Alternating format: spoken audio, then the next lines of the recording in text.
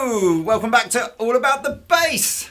I'm joined once again by the talented Mr. Nathan King and co-presenting the untalented Lee Anderton. So, what we got today? What we got today, Nate? We are looking at the updated version of the Ashdown ABM 600. Awesome. Ashdown. What do we know about Ashdown? We're very fond of them being Brits and all that kind of stuff. Yeah. I'm sure you guys all know, but Ashdown's kind of roots go way back into sort of Trace Elliot days, and one of the kind of co-founders of Trace Elliot, when that went wherever it went, basically decided to go and start his own company. And Ashdown, yes, great sort of staple of the sort of the bass market now, and proud to be designed in Great Britain. And 2016, or in fact back end of 2015, brought us the new incarnation of the ABM series from the EVO 4 series. And just, you know, for a bit of comparison, the one above here is what it's replacing. So the old EVO 3 500. You've used a bit of Ashdown in your time, haven't you? I have. I certainly have, yeah. I've had Ashdown amps and I still use them. Now they still get supplied at gigs, and yeah, I'm a big fan actually. I like it. They've really got their own sound. Is that, yeah? What would you? Is it their own sound? Where would you? It totally is their own sound. Yeah, you know when it's an Ashdown, you know. How would you kind of describe that that tone? Oh crikey! Now you're asking. Ashdowny. Unique. I mean, I think what strikes me instantly on sort of ABM 600 is just the sheer array of tonal things to sort of noodle around with. So maybe that's where we should just start with, kind of, you know, let's just go through and see what it does. See what it does. Yeah. I've got to say, this is definitely for the gigging musician, I would say, rather than perhaps the home or the studio musician. It has 2 fans inside it to keep the amplifier nice and cool and whilst you're performing, and that's important because if a power amp gets hot and loses a lot of power through heat, it becomes inefficient and then loses, you know, power that's going to the speakers. So the 2 fans keep it cool, but they also make it bleeding noisy when you've got a shotgun microphone pointed right at you so that you can hear what we're talking about. Yeah. So you'll see I'm gonna be turning this off for the talky bits and turning it on for the play bits. So let's turn it on. In fact, you can probably. Do you know what? It's not that annoying. No. But I think it's annoying when you've got a shotgun mic pointed at it. But we'll find out. This is it. This is the noise.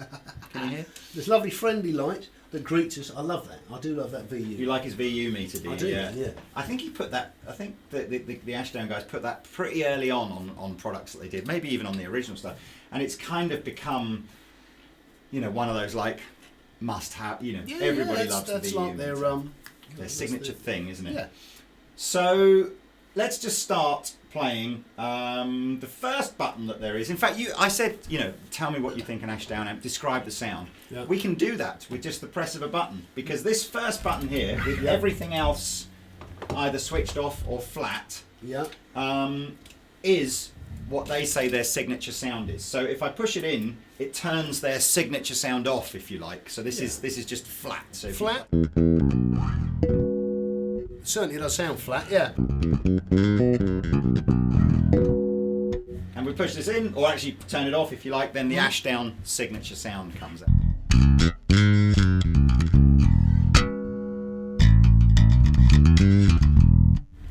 Yeah, it's got that powerful punch. It's kind of scoot, I think that's what we call that. So we'll leave that in for the duration of the demo. We've got an input gain control here and a sort of effectively what's an input pad. So if you've got a bass that's ludicrously kind of pokey, you can push this button in here and it sort of pads the input gain down a bit. So the first thing that's obvious that they've upgraded from the EVO 3 to EVO 4 is we've now gone to a 9-band graphic from a 7-band graphic. And it's a I don't know, it's a sort of, I don't really know if there's a reason for why they do it. Yeah, there is actually. They describe it very well on their website. Oh, go on. So to keep it simple, you know, if you have these all set flat, these faders, then they're not doing anything. Right. So there's like a little indent in the middle. Yeah. And then, you know, that way's cut, and that way's boost, but in the middle, and they're not doing anything. And then the idea is, if you just want to keep it simple, it's like an old amp. Bass, middle and treble. I see. Which are set at certain frequencies, like 40 hertz on the bass and whatever on the middle and treble. And then it just keeps it nice and simple. It's kind of cut and boost. Okay, so and then if you want to fine tune it after that, that's where you can start tweaking with these other frequencies. My eyes aren't what they used to be. Hang on. You know what? So that's, you know what that is, don't you? 100 hertz, there you go, and you've got all your different frequencies in there. So if you buy yourself some readers, you play, and I'll tweak. Yeah. Interestingly, one of the things that I spotted just before starting this video, which is fortunate, you're going to be hearing a mix of the DI output and the microphone that we've put on this fine 4x10 cabinet underneath. There is a button here that allows the DI to come before the EQ section. So in other words, if your sound man says to you, look, can I get the DI, but please, I don't want you messing around with the, I just want to set my EQ for front of house, and it's different to how you want to set it on the amp. If you depress this button, none of the changes that I make to the EQ will come out of the DI, which obviously for the purpose of this video would have been hilarious, because you'd have heard me and Nathan sitting there going, oh yeah, it sounds good, listen to the bass end and all that, and it would have all have sounded the same to you. So fortunately we spotted that. Hey. So anyway, Nathan's going to do a little bit of playing, and I am just going to fiddle around with the EQ on the amp so you can hear.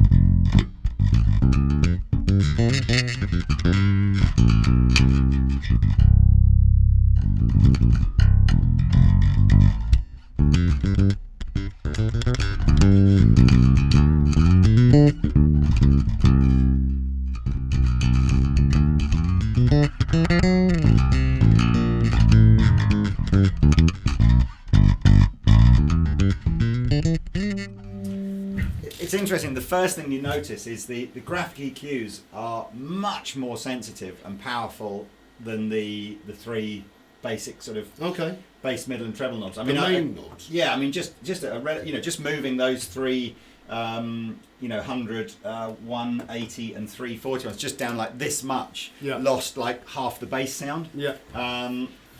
So that's your EQ thing. Again, there is a switch to switch the EQ in and out if you want to, which you can. There's a foot switch option as well, which we can talk about later, that does this.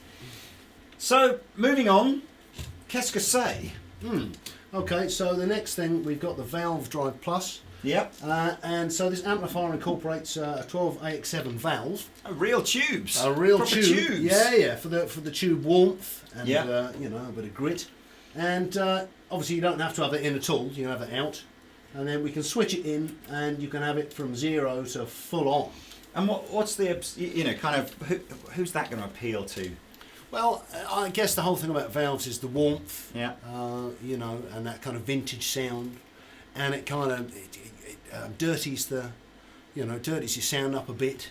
So it's kind of, it's sort rock, of everything rock from players, I suppose. It's not really appeal to funk players, I don't think. Yeah, I guess. Unless I mean, they is like it dirty funk? But is this the sort of nod towards something like an SVT, or is it not quite as kind of dirty as that? Or well, and like I say, it's completely variable from 0 to should we full see on. then? Let's see what it does. So here's without so play some dirty. So that's without. Well, I've turned it off. Sorry. So beg so your pardon. Okay, here's without. So if we do it without, then put that in, and then we'll go from gradually 0. I'll wind it in so people can hear. Kind of excellent. All right. Okay. Yeah. So we'll try a bit of this.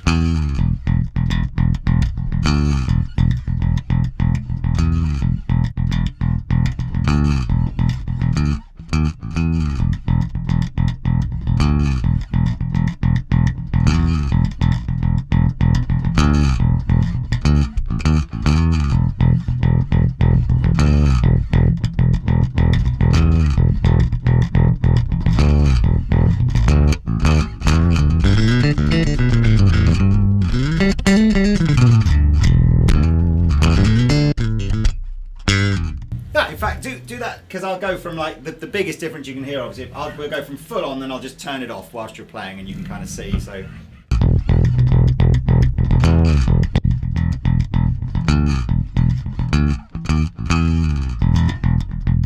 Cool. I actually quite liked. Thanks to Dick Nolan for that bass line, by the way. That's from It Bites song. Oh, is it really? Yeah. Oh, there we are. What was the It Bites frontman called? Frank Dunnery. Frank Dunnery, yes, of course. Another good guitar player. I played with him. Have you? Clunk. Clang. And I played with It Bites. Oh, on the bass, though, presumably for that. Yeah. Yeah. Okay, so there we go. That's the Drive Plus. I actually quite liked the. I just liked the flavour it added with the control almost all the way down. It was very subtle, but I just quite liked that. So subtle is good. Dynamic compression. We all know what compressors do, or if you don't know what compressors do, the clue is in the name. It sort of it tightens and squeezes and gives a different kind of vibe to the sound, doesn't it? Yeah, and Ashdown again on it. You know, they talk about just a one knob compressor. You know, which is kind of handy. That's what you want, really. Yeah. You don't want lots of options. You just want some. You know. Can I apologise now for we obviously decided not to switch the amplifier off during the talky sections because it just became too awkward to keep switching it back on. So try and ignore the sort of little bit of hum in the background. Right, let's do the same thing now. So you start do something. Play a what kind of, is there a style of bass line where you think compression is just like an integral part of that to get that sound?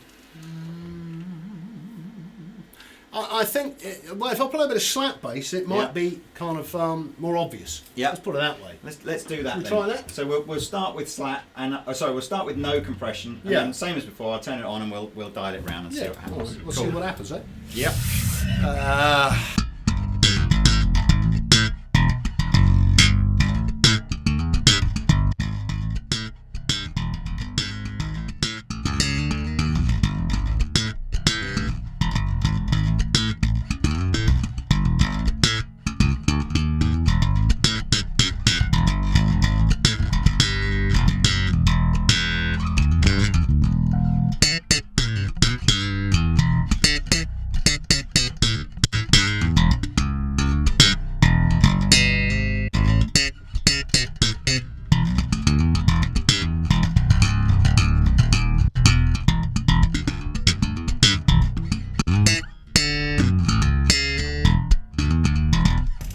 You can certainly hear quite a bit of the top end is taken out when you've got the compressor up above sort of halfway. But it certainly does. It takes all the extremes of the slap bass. It's exactly what it's supposed to do, is kind of level it out. Yeah. You know, I mean, it works equally well, you know, with pick bass. I guess maybe if you just, that's what compression does, you know, just evens the sound out. Yeah. So if you've got a bass line that's maybe a bit dynamically all over the place, it just smooths it out. Cool. So my favourite feature on the Ashdown stuff is the subharmonics. I loved how you described it whilst we were just saying that. Tell people, what did you say? Come on, and say it exactly how you said it, because I think it's a fair shout. Okay, well, yeah, subharmonics, octave, you know, that effect, it's great. It is great. You dial it in, and you think, oh yeah, man, this is great, it's really sexy, you know. You really sort of get into it. You turn it off, and it all sounds shit. So it's it makes it sound too good. It sounds too good. So obviously, what it's actually doing is double tracking the bass line with an additional sort of sub bass line. So let's same thing as before. Everything's switched off on here at the moment. I'm just going to literally dial it in, and what this control does is it increases the volume level of the subharmonic element of it, so you can really dial in how subtle you want it to be. So let's just start playing and see what happens.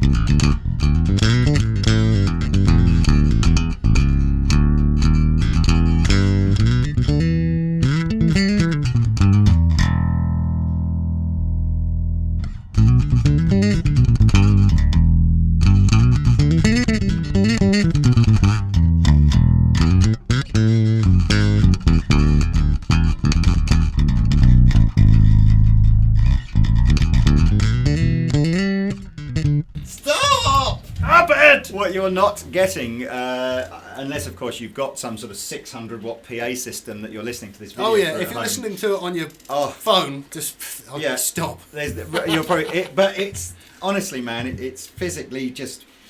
I don't think it's an octave below. I wonder if it's like 2 octaves below or some sort of subharmonic. It's called the Brown sound. It's just.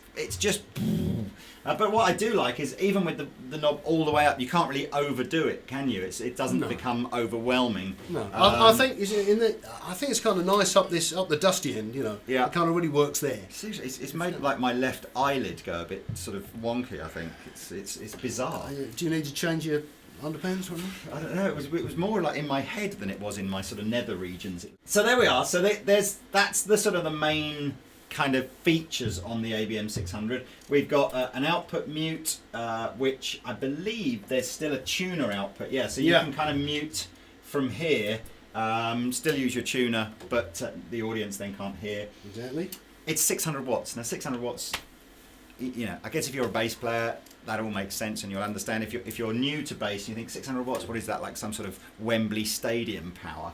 Completely not. Bass players, unfortunately, just need more power compared to guitar players to sort of get an equitable sort of level. So, you know, this is a very capable medium-sized gig. Yes, it is. You know, on its own. I'd always say with gigging, you know, just go for the biggest amp, you know, and then because it's got a master volume switch on it, you know, if it's too loud, turn it down. Yeah. But at least have, you know, if when you need it, have something in reserve. So yeah, I'd always go bigger as opposed to smaller. You know. There are 2 other versions of the ABM 600. There's a rack mount version of the 600. So if that's, you know, suits your setup better, go for that. Or there's a 1200 watt version of ABM, which I believe, if I'm right, go and get one. It's two 600 watt power amplifiers that you can either bridge or use into separate cabinets or whatever.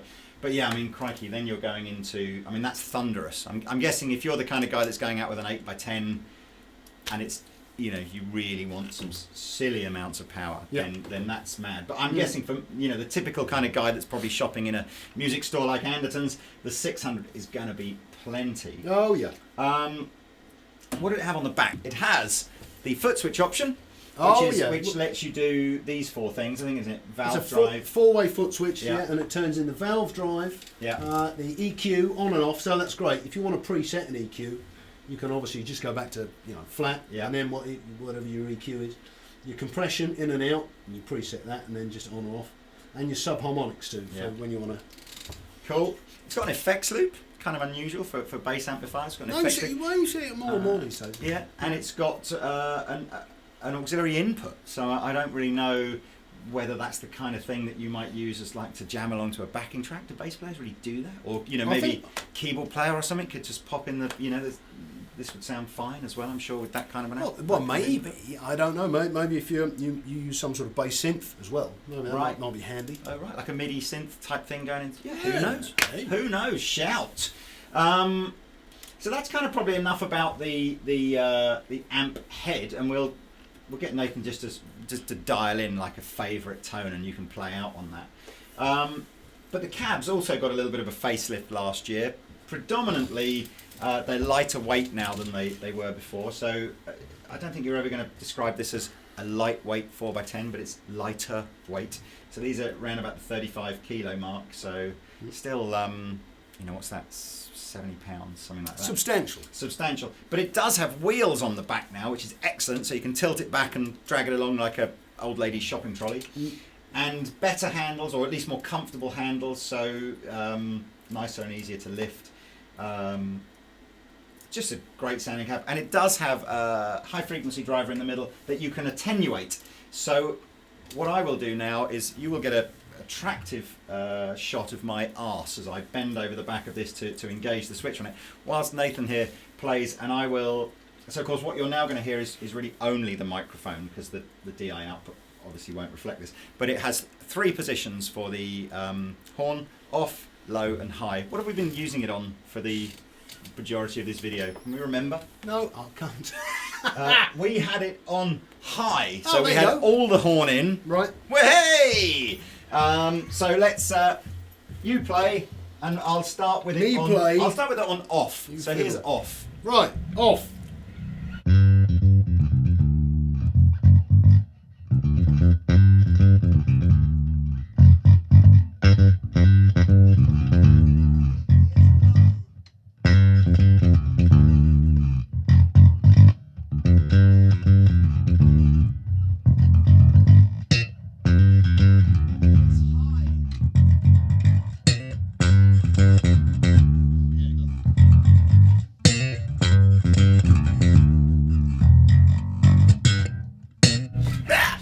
So that's kind of the run through, really. I mean, there are other cabs in the ABM range. So they do a 115, a 210, 410, 610. I think there is. No, they don't do a 610, but they do an 8x10.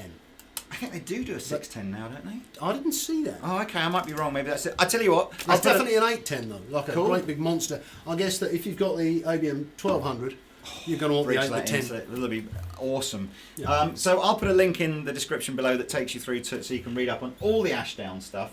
So price wise, it's very affordable. I think it's affordable for a sort of relatively pro rig. $650 for the head, $450 for the cab. Obviously the smaller cabs will be a bit less and the bigger cabs a bit more. But what quick maths, we're about £1,100 for this rig here, Yeah, and that's a that's all right. No, bargain, but if you're out there gigging regularly and getting paid for it, That's nothing really to spend on a pro rig. proper It's all right. tools.